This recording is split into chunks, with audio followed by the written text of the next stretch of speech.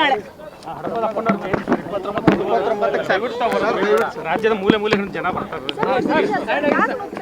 Sir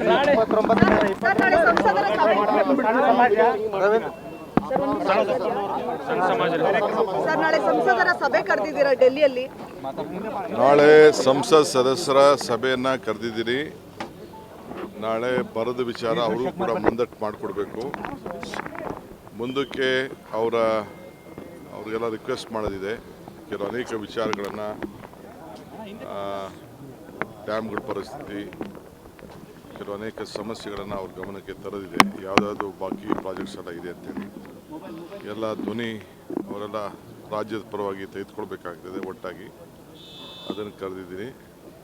ಆಮೇಲೆ 13ನೇ ತಾರೀಕಿಂದ session ಪ್ರಾರಂಭ ಮಾಡ್ತೀವಿ.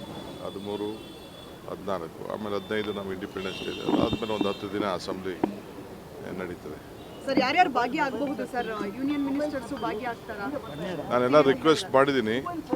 ಪ್ರಧಾನಿಗೆ, ಸೋಮಣ್ಣಗೆ ಹೇಳಿದ್ದೀನಿ. ಇನ್ನು ನನಗೆ ಕುಮಾರಸ್ವಾಮಿನ ಮಾತಾಡೋಕ್ಕಾಗಿಲ್ಲ, ಶೋಭಾ ಅವ್ರಿಗೂ ಮಾತಾಡೋಕ್ಕಾಗಿಲ್ಲ. ಎಲ್ಲರಿಗೂ ರಿಕ್ವೆಸ್ಟ್ ಮಾಡ್ತೀನಿ.